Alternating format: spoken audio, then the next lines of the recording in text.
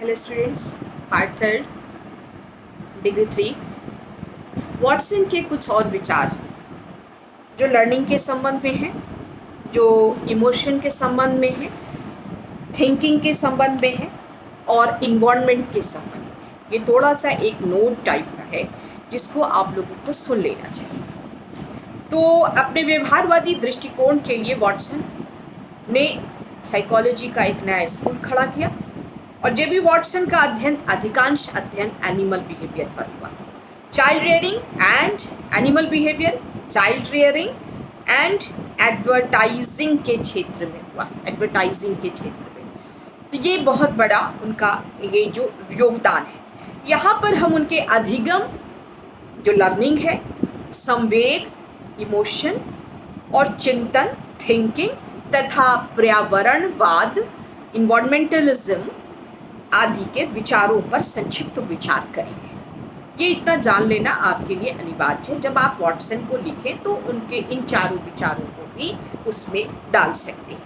Learning के संबंध में उन्होंने वॉटसन ने अपने व्यवहार में अधिगम की भूमिका को बहुत वॉटसन ने अपने व्यवहारवाद में अधिगम की भूमिका को बहुत महत्वपूर्ण स्थान दिया।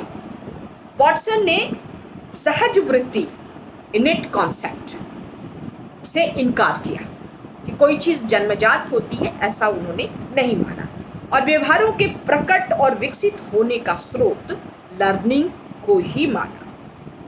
उन्होंने दावा किया कि प्रत्येक मानव व्यवहार शुद्ध सीखा हुआ होता है।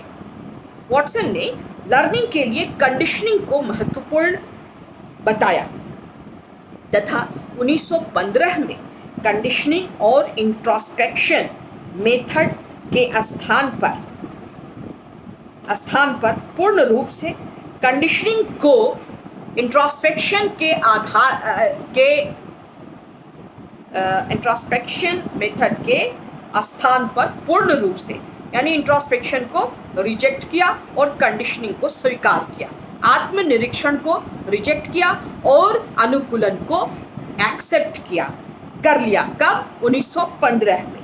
यद्यपि उन्होंने लर्निंग का कोई सिद्धांत प्रस्तुत नहीं किया, वॉटसन द्वारा किसी भी लर्निंग के सिद्धांत का, जबकि उनके फॉलोअर्स स्किनर, टॉलमैन, हल, इन लोगों ने बहुत सारे लर्निंग, उन सबों ने लर्निंग थ्योरीज दी, मगर वॉटसन ने खुद कोई लर्निंग थ्योरी नहीं दी। वो पूरी तरह से कंडीशनिंग पर आधारित थे और आश्रित थे।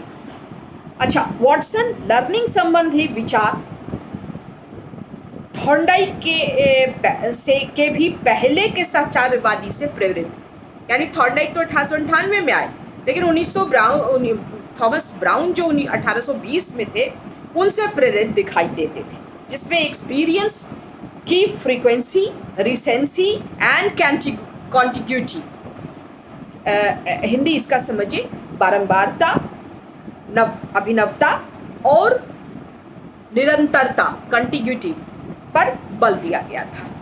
थॉमस ब्राउन का ये नियम सब था जो मैंने पहले आपको बताया है पिछले वीडियो में। वॉटसन ने थॉर्नडाइक के लॉ ऑफ इफेक्ट को मनोवादी कहकर रिजेक्ट कर दिया, जबकि पैवलव के क्लासिकल कंडीशनिंग को पूर्ण मान्यता दी, जिसमें law of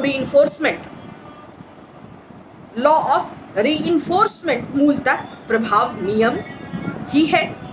law of reinforcement जो है वो मूलतः प्रभाव नियम ही है। यहाँ पर वॉटसन अपने विचार में कुछ उलझे हुए अस्पष्ट प्रतीत होते, थोड़ा सा उलझाव उनको लगता है। यहाँ तक लर्निंग की बात थी, अब हम इमोशन की बात करेंगे। वॉटसन ने संवेग को प्योर रिस्पॉन्स पैराडाइम में बांधने का प्रयास किया। क्या है? वॉटसन ने संवेग को प्योर स्टिमुलस रिस्पॉन्स पैराडाइम में बांधने का प्रयास किया। उन्होंने कहा कि संवेग कुछ निश्चित उद्दीपनों से जुड़ी शारीरिक क्रिया है और कुछ भी नहीं। क्या है संवेग? निश्चित उद्दीपनों से जुड़ी हुई क्रिया है और कुछ भी नहीं। वॉटसन, नेक्स्ट पॉइंट है, वॉटसन ने 3 जन्मजात संवेगों को माना, 3 ही को माना, जबकि खास तौर पे इसी का कुछ सिनोनिम्स लेकर के 5 भी माना गया और 7 भी माना गया, लेकिन 3 ही को वॉटसन ने माना। पहला क्या है? भय, क्रोध और प्रेम। वॉटसन के हिसाब से सिर्फ 3 संवेग हैं, भय, प्रेम, क्रोध, बस। वॉटसन ने कहा कि किसी उद्दीपन से संबंधित संवेग को तोड़ा भी जा सकता है, डीकंडीशनिंग भी की जा सकती है, तोड़ भी दिया जा सकता है, तथा किसी अनैचुरल स्टिमुलस पर संवेग उत्पन्न भी किया जा सकता है। इसको कंडीशन फियर कहते हैं। बार बार अगर एक चीज़ पर, यही अल्बर्ट पर जो उन्होंने किया था प्रोग्राम कि पहले एक फरदार चूहे को वाइट रैट को प्रेजेंट करते थे, पीछे से हॉरर साउंड देते थे, बच्चा डर जाता था, और धीरे धीरे उसने सीख लिया कि कैसे इमोशनली बहुत ज़ोर ज़ोर से चिल्लाने लगता था, भय, डर जाता था। तो ये कंडीशनड फियर का एक्सपेरिमेंट उन्होंने किया था, और बाद में तो वो अपनी माँ के फर के कोट से भी डरने लगा। तो उन्होंने कहा कि इमोशन को एक क्रिया है और उसको हम कंडीशनिंग, उसको तोड़ा भी जा सकता है और इसको अननेचुरली जोड़ा भी जा सकता है। तो ये बात इमोशन के संबंध में। लास्ट पॉइंट इसका है कि संवेगों में, लास्ट नहीं है, नेक्स्ट पॉइंट है, संवेगों में लर्निंग की भूमिका दर्शाकर वॉटसन ने एक बड़ी खोज मनोविज्ञान को दी। इससे हम लोग इनकार नहीं कर सकते। हम लोग कई बार ऐसा करते हैं कि बच्चों को डराकर या बड़ों को डराकर, अभी कोरोना वायरस है, हम लोगों को जितने केसेस, फ्लू से 6 लाख लोग हर साल, मैं उदाहरण दे रही हूँ कि फ्लू से हर साल 6 लाख लोग मरते हैं हिंदुस्तान में। अभी तक कोरोना वायरस पूरी दुनिया को डरा रहा है। This is the conditioned fear, I think. मेरे हिसाब से ये भी एक, इतना ज़्यादा इसका नेगेटिव प्रचार किया गया, कितने केसेस आए ये बताया जाता है, कितनी रिकवरी हुई ये नहीं बताया जाता। This is also a conditioned fear. तो बहुत ज़्यादा हम लोग डर गए हैं। हाँ, ये वायरस बहुत ख़तरनाक है, इसमें कोई दो राय नहीं है, लेकिन जितना ज़्यादा इसका प्रचार हो रहा है, इसका जितना ज़्यादा नेगेटिविटी इसके बारे में उत्पन्न हो गई है, उतना शायद, मेरा अपना विचार है, उतना शायद ये उतना ज़्यादा इसमें पैनिक होने की ज़रूरत नहीं है जितना हम लोग हो जा रहे हैं। तो हम इस बात, अभी की इस वर्तमान परिस्थिति में भी कंडीशनड फियर की बात को हम मानते हैं, और ये साइकोलॉजी को एक बड़ी भेंट थी बिहेवियरिज्म की, इससे इनकार नहीं किया जा सकता है। क्योंकि सभी प्रकार के, एक बड़ी खोज मनोविज्ञान को भेंट की, क्योंकि सभी प्रकार के फोबियाज, जो डर है, खौफ जो है, एंजाइटीज, अनरीजनेबल फियर जिसको कहते हैं, आदि सीखा हुआ व्यवहार है। ये तो स्पष्ट रूप से हम लर्न कर लेते हैं, सीख जाते हैं। फादर एक बार चिल्लाते हैं, बाप से डर लगने लगता है बच्चा। तो अनकंडीशन ये सीखा हुआ व्यवहार है। इस विचार ने साइकोथेरेपी को नया आयाम प्रदान किया। साइकोथेरेपी को नया आयाम प्रदान किया। अब आइए, ये लास्ट पॉइंट था, और अब आइए थिंकिंग के संबंध। मैंने कहा था थिंकिंग 4 है, अब उसके थिंकिंग के बाद हम लोग पर्यावरणवाद पर भी बात करेंगे। तो हमारा है थिंकिंग। वॉटसन ने थिंकिंग के संबंध में कहा कि चिंतन मूलतः इम्प्लिसिट स्पीच एक्टिविटी है, अप्रकट भाषीय क्रिया है। चिंतन के संबंध में उन्होंने कहा कि हम लोग चिंतन जो करते हैं, जो सोचते हैं, वो अप्रकट भाषीय सोचते हैं। कुछ लोग बोल बोल के सोचते हैं, तो बचपन में हम लोग बोल के सोचते हैं, सारी वर्बल थिंकिंग होती है। लेकिन बड़े होने पर वही चीज़ें, चूँकि बहुत सारे पॉइंट्स को हम लोग इवैल्यूएट करते हैं, उसके बाद उस पर एक निर्णय पर पहुँचते हैं, तो वहाँ पे वर्बलाइजेशन जो है वो बेवकूफ़ की तरह लगने लगता है, एबनॉर्मल टाइप का लगने लगता है, तो हमारी बंद हो जाती है। लेकिन वॉटसन का कहना है कि जब भी चिंतन की प्रक्रिया होती है तो हम कुछ न कुछ वर्बलाइज करते हैं, सोचते हैं, सोचने में बोलते ज़रूर हैं।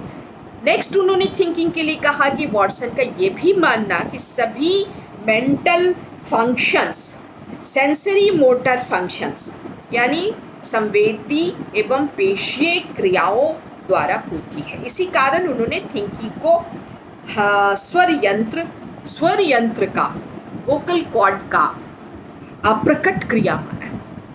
नेक्स्ट पॉइंट है वॉटसन ने माना कि थिंकिंग में व्यक्ति का संपूर्ण शरीर इन्वॉल्व रहता है। ये भी एक बात उन्होंने कही, परंतु वोकल मैकेनिज्म की क्रिया सर्वाधिक रहती है। पूरा शरीर एक्टिव रहता है, लेकिन जो वोकल मैकेनिज्म है हमारा वोकल कॉर्ड का या बोलने का जो तंत्र है वो सबसे ज़्यादा एक्टिव रहता है। वॉटसन ने थिंकिंग जैसी उच्चतम मानसिक क्रिया को भी कॉर्टेक्स की भूमिका को अस्वीकार कर दिया तथा मसल्स एंड पेरिफेरल फंक्शंस को ही थिंकिंग के लिए सहायक माना।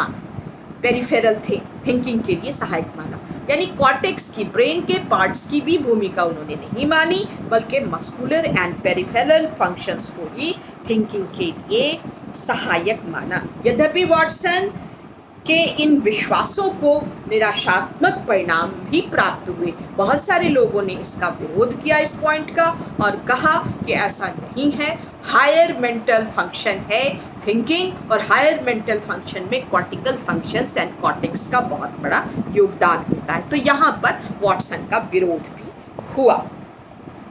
अब चलिए पर्यावरणवाद। वॉटसन ने चाइल्ड डेवलपमेंट एंड इन्वायरमेंटलिज्म के महत्व को बहुत बढ़ावा दिया और हेरिडिटी के महत्व को दबाया। उन्होंने हेरिडिटी को नहीं माना, इसीलिए पर्सनालिटी डेवलपमेंट में बिल्कुल दो लोग खड़े हो गए आमने सामने। एक थे गाल्टन जो सोर्स पर हेरिडिटी पर जोर दे रहे थे और दूसरे थे वॉटसन जिन्होंने सरफेस यानी इन्वायरमेंट पर, यहाँ तक उन्होंने कहा कि मुझे 1 दर्जन बच्चे दो, मैं उनको इन्वायरमेंटल मैनिपुलेशन से कुछ को डॉक्टर, इंजीनियर, चोर, दगाबाज, पॉकेटमारी सब सिखा दूंगा और उनकी पर्सनालिटी वैसे ही बिल्ड कर दूंगा। जहाँ पे गाल्टन का दावा था कि नहीं, हमारा बिहेवियर जो है वो इन्वायरमेंट से कम प्रभावित होता है बल्कि हमारे जीन से यानी हेरिडिटी से ज़्यादा प्रभावित होता है। तो उन्होंने 1930 में वॉटसन ने दावा किया कि मुझको 1 दर्जन बच्चे, मैंने आपसे कहा कि लालन पालन की छूट दे दो, तो मैं उनको वातावरण में परिवर्तन करके वकील, डॉक्टर, इंजीनियर, बैरिस्टर और सोशल एक्टिविस्ट, भिखारी, डाकू, चोर, पिक पॉकेटर की योग्यता उनमें विकसित कर दूंगा। वॉटसन के विचारों से जनसाधारण तथा मनोविज्ञानियों ने बड़ी मान्यता दी। साइकोलॉजिस्ट को लगा कि वॉटसन के मनोविज्ञान को सरल और सहज कर दिया और अमेरिकियों को ऐसा प्रतीत हुआ कि मनोविज्ञान पहली बार विज्ञान के मार्ग पर चल पड़ा। ये अंत है और ये बहुत बड़ी उपाधि थी वॉटसन के लिए, लेकिन उनके ये 4 चीज़ों को आपको जान लेना बहुत ज़रूरी था। अब मैं यहाँ पे समाप्त करती हूँ। प्लीज़ आप रिस्पॉन्स करें, मैं बार बार आपसे रिक्वेस्ट कर रही हूँ।